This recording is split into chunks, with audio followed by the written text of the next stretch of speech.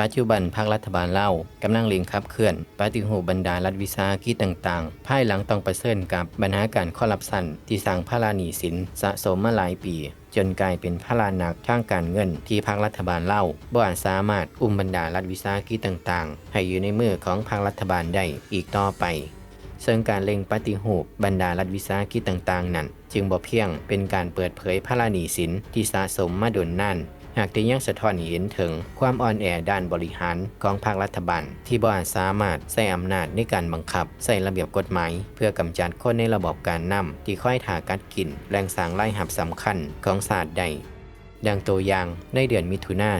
2022 ที่ผ่านมาท่านพันธุ์ค่ำวิภาวันซึ่งในเวลานั้นท่านยังเป็นนายกรัฐมนตรีผู้นำรัฐบาลลาวได้เปิดเผยความอ่อนแอด้านบริหารของภาครัฐบาลที่ได้ปล่อยปละให้คนในระบอบการนำพากันกัดกินแรงสร้างรายรับสำคัญของชาติจนเฮ็ดให้แรงสร้างรายรับสำคัญหลายแห่งต้องพบกับวิกฤตหนี้สินคือดังที่เห็นในปัจจุบัน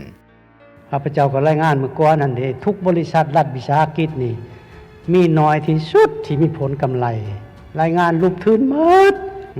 เฮ็ดบัญชีรายงานรูปทุนตลอดก็จะเฮ็ดอะไรธรรมดารัฐบาลเขาต้องอาศัยรัฐวิสาหกิจนี้เพื่ออุ้มชูอยู่หนุนรัฐบาลแต่โกงกันข้ามเนี่ยรัฐวิสาหกิจมาเป็นตัวดูดมาเป็นตัวจองเนาะเพราะว่าเฮาเกื้อกูลหลายเฮ็ดบริษัทอันใดคือได้สิมีเงินมีค่ำก็เป็นลูกผู้นั้นหลานผู้นี้ลูกตัวเองเมียตัวเองเอาเข้าหมดซะแล้วจังไปเอาผู้อื่นไปกวดบ้างแม่คันบ่เชื่อความข้าพเจ้าอันนี้ก็รัฐบาลเฮาปล่อยปละละเลยก็จะเฮ็ดแนวใดมันมีแนวนั้นมาอันนั้นหนึ่งอันที่สองมีเฮ็ดโครงการตัวเพื่อเอาเงินออกมาใช้ฉะนั้นบทเรียนที่ดีอยู่ในเงื่อนไขของเฮานี้คิดว่าถ้าบริษัทได้หากมีการร่วมทุนระหว่างรัฐเฮากับภาคเอกชนนั่นไปได้บ่แม่นไปได้ซื่อมีผลกำไรอีกเพราะเจ้าเฮ็ดตามใจบ่ได้เด้ไอ้เจ้าหน้าที่รัฐนี่นะจากสิ่งที่กล่าวมาการเร่งขับเคลื่อนปรับโครงสร้างรัฐวิสาหกิจด้วยการขายเพื่อร่วมทุนกับภาคเอกชนจึงเป็นทางออกและเป็นทางรอดของภาครัฐบาลที่บ่อาจสามารถปฏิเสธได้ต่อกับเรื่องนี้มีการเปิดเผยว่าภาครัฐบาลลาวกำลังเร่งปฏิรูปปรับโครงสร้างรัฐวิสาหกิจสำคัญ4แห่งในนี้ประกอบมีรัฐวิสาหกิจไฟฟ้าลาวรัฐวิสาหกิจการบินลาวรัฐวิสาหกิจน้ำมันเสียไฟลาวและธนาคารนโยบาย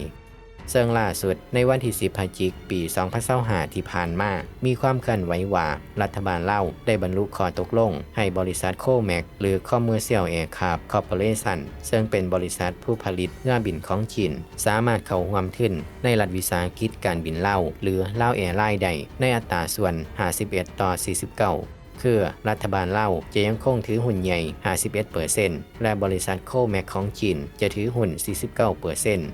มีการรายงานว่าปัจจุบันรัฐวิสาหกิจการบินลาวกำลังอยู่ในขั้นตอนสำรวจประเมินทรัพย์สินโดยหน่วยงานตรวจสอบอิสระและเจ้าหน้าที่ลาวกับบริษัทโคแม็กก็กำลังร่วมกันสร้างแผนธุรกิจเพื่อปรับปรุงสายการบินลาวซึ่งคาดว่าจะถูกนำเสนอให้รัฐบาลลาวอนุมัติในไวๆนี้นอกจากความเคลื่อนไหวการปฏิรูปปรับโครงสร้างรัฐวิสาหกิจการบินลาวเพื่อแก้ไขปัญหาหนี้สิน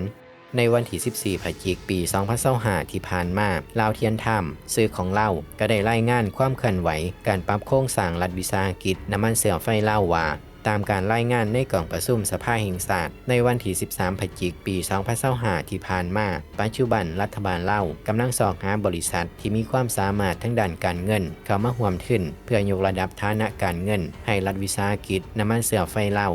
ภายใต้เงื่อนไขรัฐบาลลาวจะยังคงถือหุ้นใหญ่ในอัตราส่วน 51% เพื่อรักษาผลประโยชน์ชาติและยังมีการเปิดเผยอีกว่าปัจจุบันรัฐบาลลาวก็กำลังอยู่ในขั้นตอนเลือกเอาบริษัทที่ปรึกษาที่มีชื่อเสียงจากต่างประเทศมาวางแผนดำเนินงานและแผนประเมินทรัพย์สินเพื่อหันเปลี่ยนจากรัฐวิสาหกิจไปสู่การเป็นบริษัทร่วมทุนกับภาคเอกชนต่อกับเรื่องนี้ต่อไปเฮาลองไปฟังมุมมองและความคิดเห็นของคนลาวเบิ่งว่าแต่ละคนจะมีมุมมองและความคิดเห็นกันแนวใดเกี่ยวกับข่าวความเคลื่อนไหวของรัฐบาลในการเร่งดำเนินการปฏิรูปปรับโครงสร้างรัฐวิสาหกิจเพื่อแก้ไขปัญหาทางการเงินที่กำลังบีบหัดจากปัญหาหนี้สินที่ขาดทุนสะสมมาหลายปี คนทำอิฐได้คอมเมนต์เอาไว้ว่าขายไปซะก็ดีไปแนวหนึ่งจึงลดภาระประเทศชาติลงไปได้ในระดับหนึ่งเพราะให้รัฐบริหารแม้นมีแต่ขาดทุนธุรกิจโตใดที่รัฐบาลเฮ็ดเองแม้นจะมีแต่รูปทุนอย่างเดียวบ่เคยเห็นมีกำไรจักเทื่อ1. ย้อนพนักงานรัฐโกงกินไปหมดทุนจนบ่เหลือกำไรก็บ่มีได้แต่อย่างเดียวก็คือได้แต่หนี้สิน 2. พนักงานรัฐบ่มีความรู้ความสามารถในการเฮ็ดธุรกิจเฮ็ดหยังลงทุนหยังไปก็มีแต่รูปทุนลูกเดียวบ่เคยมีกำไรนำเขาจักเทื่อคนต่อมาได้คอมเมนต์เอาไว้ว่าบ่แม่นขายเขายึดเอาค่านี่แล้วเว้าให้ดูดีทำท่าว่าขาย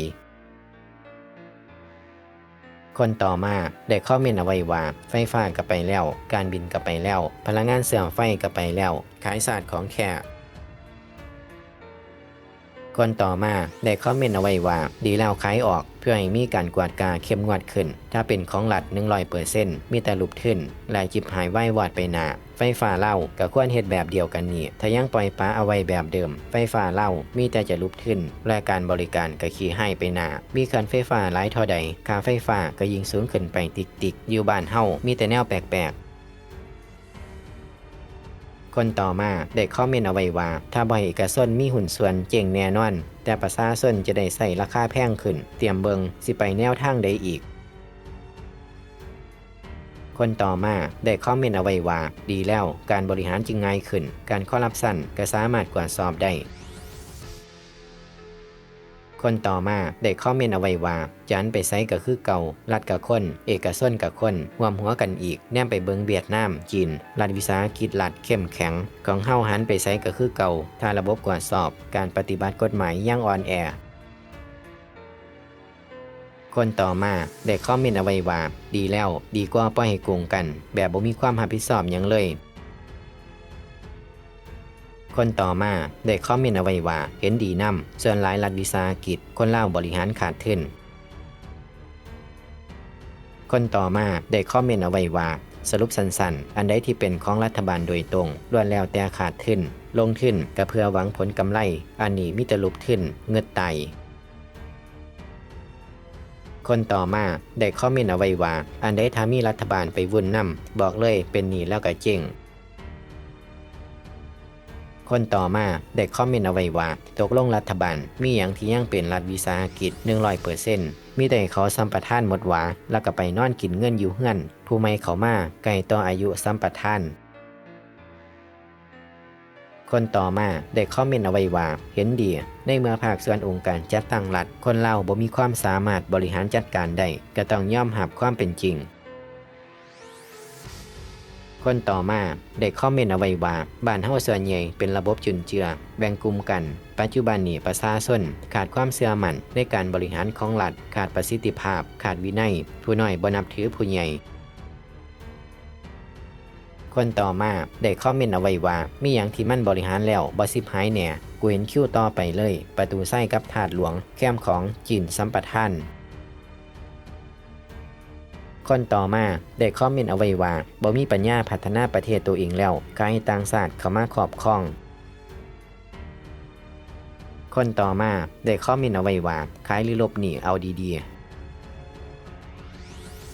และคอมเมนต์สุดท้ายสำหรับคลิปนี้ได้คอมเมนต์เอาไว้ว่าก็ต้องได้ยอมรับความจริงในเมื่อผู้บริหารของเฮาบริหารบ่ได้เด้คิดว่าสิมีอีกหลายอันที่เขาสิเข้ามาซื้อเอาเพราะอันใดที่เขาแนมเห็นโอกาสสิเฮ็ดเงินให้เขาได้เขาสิเข้ามาครอบครองถือสิทธิ์ถือหุ้นเป็นธรรมดาร ายงานลูกทุนหมดเฮ็ดบัญชีรายงานลูกทุนตลอดจะเฮ็ดอะไรเนาะเพราะว่าเฮาเกื้อกูลหลายเฮ็ดบริษัทอันใดคือได้สิมีเงินมีคำก็เป็นลูกผู้นั้นหลานผู้นี้ลูกตัวเองเมียตัวเองเอาเขาหมดซะแล้วไปกวดบ้างแม่คันบ่เชื่อความข้าพเจ้าฉะนั้นบทเรียนที่ดีอยู่ในเงื่อนไขของเฮานี้คิดว่าถ้าบริษัทได้หากมีการร่วมทุนระหว่างรัฐเฮากับภาคเอกชนนั่นไปได้บ่แม่นไปได้ซื่อมีผลกำไรอีกเพราะเจ้าเฮ็ดตามใจบ่ได้เด้ไอ้เจ้าหน้าที่รัฐนี่นะ